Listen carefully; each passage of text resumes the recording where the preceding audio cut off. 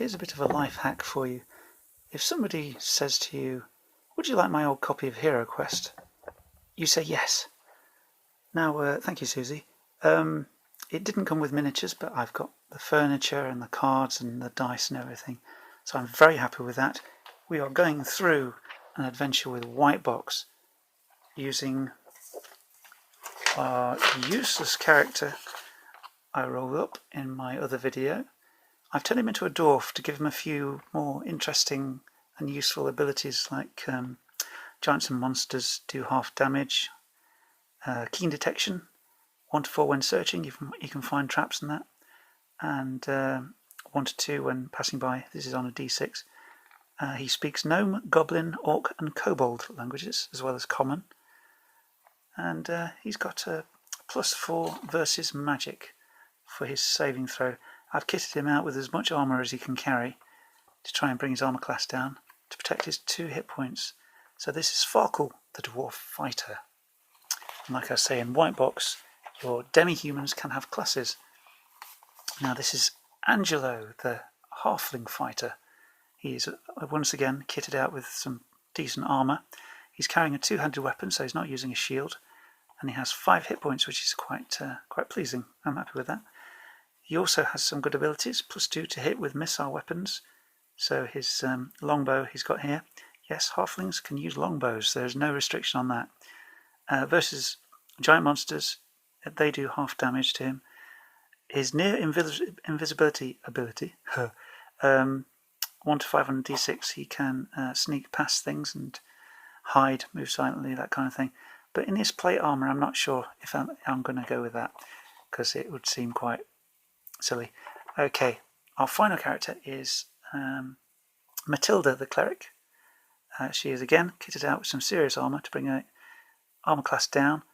I'm using descending armour class, by the way. She also has 2 hit points, so that's why I gave her lots and lots of armour. She has a light crossbow and a mace.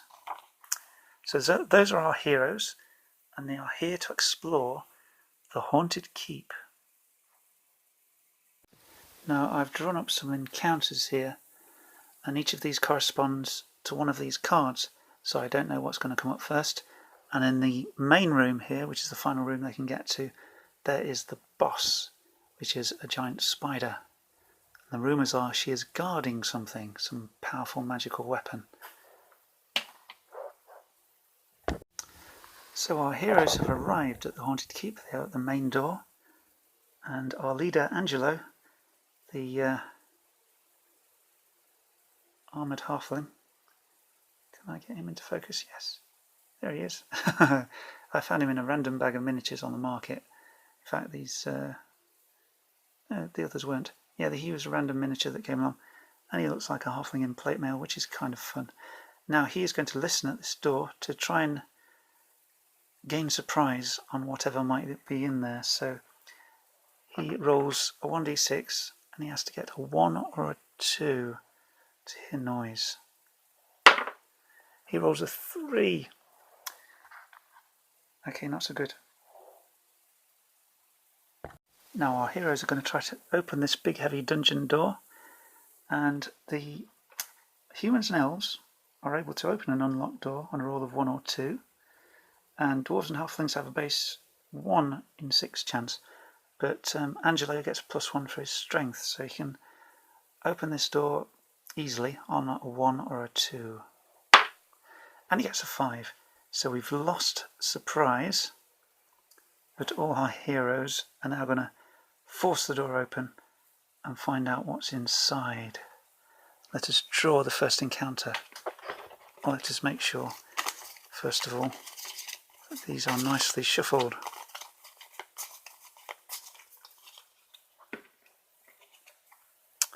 Four. 1 to 3 giant rats. I have my d3 here. 1 giant rat, which is fortunate because I only have 1 miniature of a giant rat. So nobody's surprised because we've forced the door open and the rat is well aware that we're here. It's looking very cross, and we're both going to roll initiative. So this is for the rat. 2. and this is for the party. 6. So on this round, the party goes first. And I've just realised that my cleric had a crossbow, which she's not allowed to have. So I've given her the 20 gold pieces back. Anyway, she was going to fire her crossbow, but then I realised, yeah, clerics can't really do that. So she has the... I'm going to go in dexterity order for my guys. Matilda's going to charge in and hit this rat, hopefully. And I'll just sort out its stats. Move the dice tray a bit. Right. Now, in order to hit this armour class of 7, she consults her chart, because we're doing descending armour class, and she has to roll a 12 or above on this giant die, because I'm at a certain age where large print is always nice. So 12 or more. 20. A crit. Okay, I'm doing the crit house rule, and just for fun, I'm going to roll for a hit location on this ridiculous die. Left arm. Doesn't matter, but just a bit of fun. Left arm. It's a rat. Anyway, we roll a 1d6 for damage, and we double it because we rolled a crit. 5. We have killed the rat, or Matilda has. Excellent work. And for killing a rat, we get 10 experience, which is great. Now we have the opportunity to search this room. So Matilda has done her action. We're out of combat rounds now. So let's say my main guy here, Angelo, is going to search for treasure. So I'm just going to use the treasure cards from Hero Quest. Oh, that's not so good. The wizard player should place the wandering monster shown in the quest book. Oh! Wasn't hoping for that. Okay, I'm going to roll up some goblins, I think. So these goblins were just on patrol, and they've come in through this door here where Angelo was roughly searching. Now, are the goblins surprised? No. Are we surprised? No. Okay, we go into combat rounds then. And so I will roll initiative for the goblins. 4, and initiative for us. 3. The goblins go first. That's unfortunate. So it's 3 of them and 3 of us. Number 1 goblin will rush over here and attack Farkle with his armour class of 2. So goblin number 1 here needs to roll a 17 or more. And he almost does, but not quite. So that's his go. The second goblin attacks Matilda here. She also has an armour class of 2. Again, 16. That's a worry. It's so very close. Now, the final goblin is attacking Angelo, who has an AC of 3. So the goblin needs to roll a 16 or more. 15. Good grief, this is terrifying. So the goblins all miss. Now it's Argo. So Matilda will go first. Let me get the order right. Let's go Matilda, Angelo, and Farkle. So Matilda to hit this goblin of AC 6. She rolls at 13 or more and fumbles. She misses her next round. I'm going to play that house rule. So Matilda fumbles. I'll put a little die next to her to try and remember. Sorry, that's Matilda. Next we have Angelo. He has to roll. He gets a +1 to hit, actually, because of reasons, the rules. He's a fighter. No. His strength gives him +1 to hit, sorry. I had a brain moment. Right. The goblin's AC is 6. He has to roll a 13, but he gets a +1. He rolls a 3 and gets a 4. Oh boy. Okay, Farkle, come on. Don't let the side down. Here he is. He's against Goblin 1. Now, his chart here. He needs to roll a 13. He doesn't get any bonuses. No, he doesn't. Oops. +1. That's more like it. We managed to hit. And we roll 1d6 for his longsword. That's a 3 against goblin number 1. That just wipes him out. So we defeated one of the goblins. And the rest of our characters are gone. So now we roll for another round of initiative. Goblins, what do they roll? They roll a 2. What do the characters roll? They roll a 3. So my characters go first, apart from Matilda, because she has fumbled. She's got all 6s and 7s with her mace. Now, Angelo will attack this goblin here. He needs to roll a 13. He gets a +1. He fumbles, so he misses the next round. And now only Farkle can attack in this round, because Matilda fumbled last round. So he attacks, aiming for a 13 or more. He gets a 9, so he misses. Now it's the goblin's turn. This goblin number 3 here will attack Angelo. Now he needs to roll 16 plus, and he doesn't. He rolls a 7, and this goblin will probably attack the most present threat, because Matilda's fiddling around with her weapons there. He will attack Farkle. He has to roll 17 plus, and he rolls an 18. Oh my goodness. He gets 1d6 damage against Farkle, who has 2 hit points. Farkle is down. Okay. Well, yeah. We roll for the next round. Now, Angelo fumbled, didn't he? So, yeah, he misses this round. So it's just Matilda. Matilda will attack this goblin, number 2 here. She has to roll a 13. She rolls a 7, she misses. So this goblin attacks her, needing to roll a 17 plus. Rolls a 14, that is much too close. This one attacks Angelo, needing to roll a 16 plus. 11, thank goodness. Right, Angelo gets rid of his fumble, and he's ready to attack next turn. Now the goblins roll, and the party rolls. So the goblins go first. Goblin number 2 will attack Matilda, needing to roll a 17 plus. And he rolls a 1, so he fumbles. The dice are going the right way. Now, this guy needs to roll a 16 plus to hit Angelo. And he rolls an 8. That's excellent. Angelo, no, I'll do Matilda. She attacks. She needs to roll a 13 plus. 11.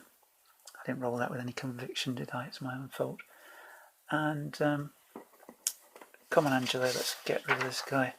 He gets a +1, needing to roll a 13. 12 plus 1 is 13. That's great.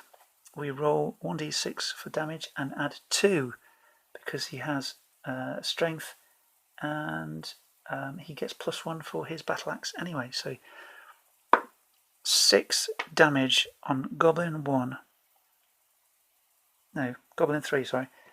So he's done.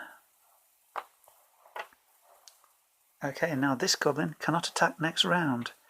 So we automatically win the initiative. Matilda attacks, needing a 13. Grief. And Angelo attacks, needing a 13, but he gets +1. Thank you. At last. He rolls his die and gets +2. 5, 6, 7. That is plenty to kill this goblin. Now these guys are weak first level characters, so I'm going to use the Binding Wounds rule. And although he was reduced to -2 hit points, I'm going to say that because they were able to finish off the fight fairly quickly, they can get to him and try and help him out. So I'm going to roll Binding Wounds. I'm going to roll 1d6, and I roll a 2, so he gets his 2 hit points back. But I am going to roll for a Wandering Monster, because they had to take the time to administer first aid. Now, there's a 1 in 6 chance of a Wandering Monster. So let's try and not roll a 1. We roll a 2, that's fine. There is no Wandering Monster this round.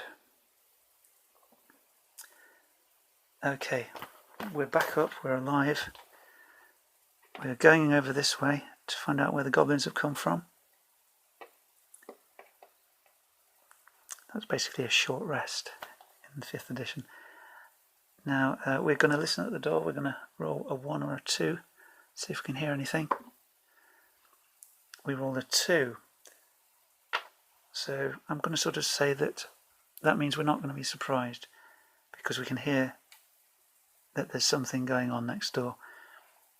Right, my crew are going to get ready with their missile weapons, I think.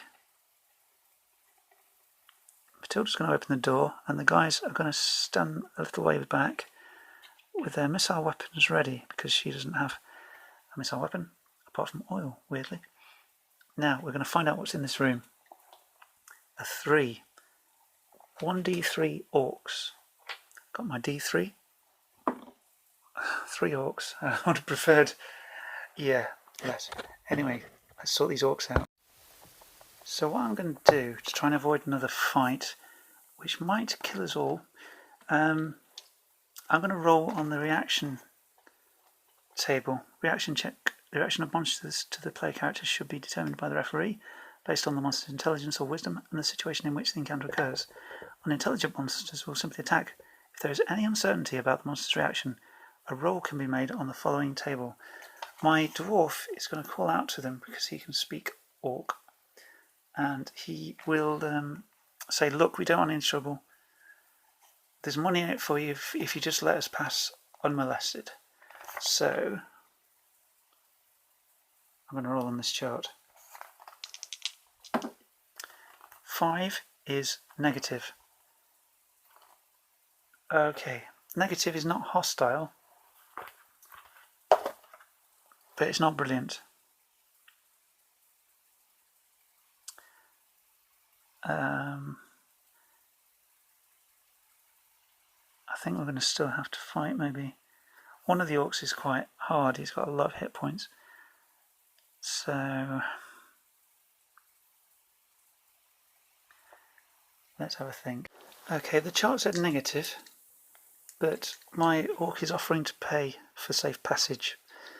So I'm going to roll the fate dice. If we get more pluses than minuses, we get away with it. If we get more minuses, we have a big fight. I get 3 minuses. We have a big fight. So let's roll initiative for the party, for the orcs. Party goes first. Good, we can fire off our missile weapons, which was my plan originally. And we have Angelo, who's got the highest dex. Not that it really matters. That, oh gosh. Yeah, Angelo is going to fire first with his longbow, and he gets +2 to hit, but he gets an even more of a bonus because it is short range. Okay, so there's +2 to hit bonus for missile weapons utilised at short range. So we get +2 as well as his normal +2 for being a hobbit. So to hit these goblins, orcs even, with armor class 6, he has to roll a 13, but he gets +4. And that is neither one thing nor t'other. that will do nicely. We hit this fellow here with our longbow, and for that we roll 1d6, and we can actually fire twice in a round. I keep forgetting that kind of thing. 2 damage on his first shot. So he is down, axe guy here, is down to 3. Now he's going to fire at him again, getting with his +4, aiming for a 13. 15 plus 4, that's 19. He rolls again for this guy. 3 damage, that finishes him off. Oh, thank goodness for that. Now, Farkle doesn't have great dexterity, so when it comes to shooting, he's not the best. But he does get +2 for being in short range with his. He also has a longbow. He doesn't get a bonus though, he gets a -1 to hit. So he's aiming for a 13, but he has to apply a -1. 17, that's 16, that is fine. He gets 1d6 minus short bow, sorry. Yeah, that's why you get -1. 1d6 -1. That is 5 on this guy. So he is also defeated. That is good so far. Now, Matilda. She's going to have to charge into melee because she doesn't have a missile weapon. Not really, anyway. So she can roll a 13 or more. She'll hit this guy. Yeah, that was just sort of, that was rubbish. Okay, the orc goes now, and he needs to roll a 17 or more. 16, fortunately. Now we roll for the initiative for the next round. Party orc. Right, Matilda's going to attack hand-to-hand again, needing a 13 plus. She misses. Angelo charges in. He gets a +1. 12, no. Farkle charges in. 10. That's rubbish. Now it's the orc's turn, and he could attack 1, 2, or 3. He attacks Angelo. He needs to roll a 16 plus. And he rolls a 16. That's awful. 4 damage. Angelo is down to 1 hit point. Next round, party orc. Gosh, who's the orc going to attack? 3, Matilda this time. He needs a 17 plus. He doesn't get it. Now the party attacks. Angelo will attack. He gets a +1. Trying to get 13. That's an 18. That's great. 1d6 plus 2. That's 3. That is enough to wipe that guy out. Good grief, that was hard work. We are going to bind up our wounds again, because that was a heck of a beating. We get 1 hit point back for Angelo. He's still quite low. I'm going to roll for Wandering Monsters. Oh, good grief.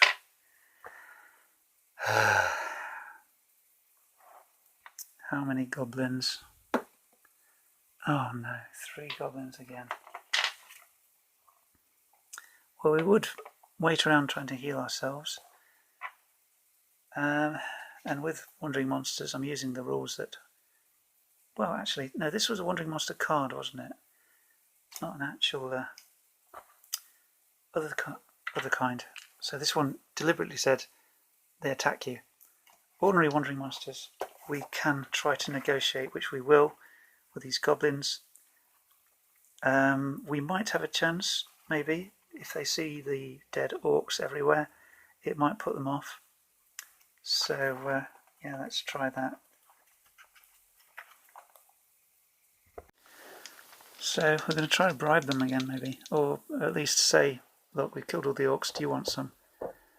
So we'll see what they say. 9.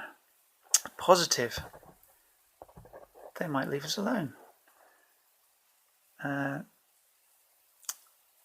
Yes, we are just passing through. We just need to get some, see if we can. Yeah, I'm out of ideas. Yeah, goblins, don't worry about us. Nothing going on here. You just carry on your patrol. We have permission to be here. It's fine. Don't worry about it. So we got a positive reaction, and we managed to talk our way past the goblins using the reaction table. Thank goodness for that. Now we're going to crack on before we get killed. I don't risk trying to bind our wounds again. I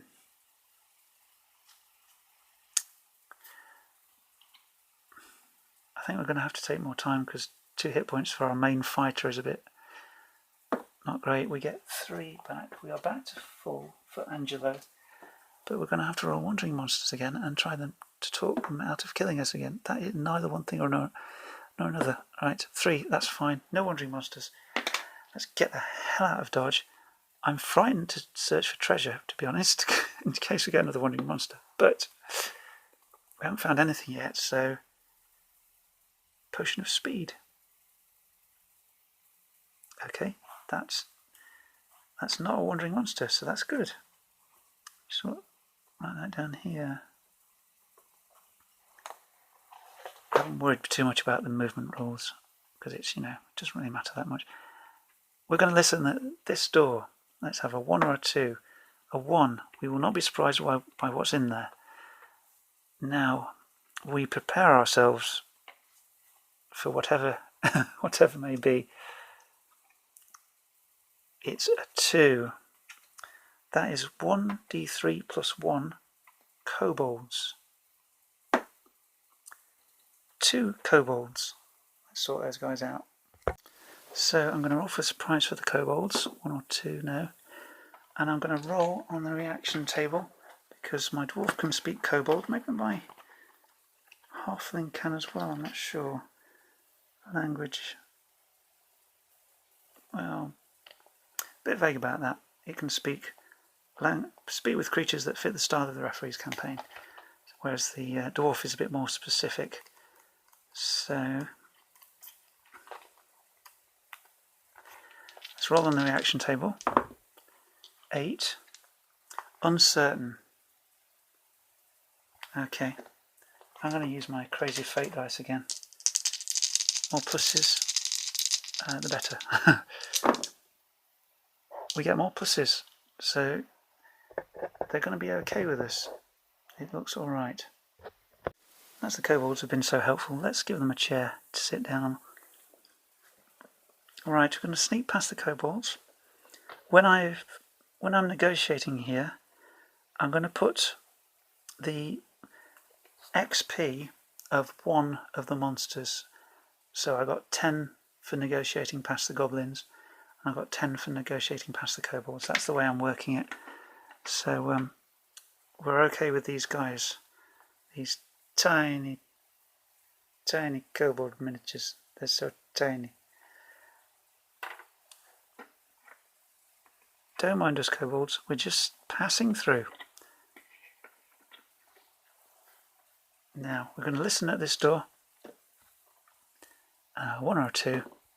We don't hear anything. I'm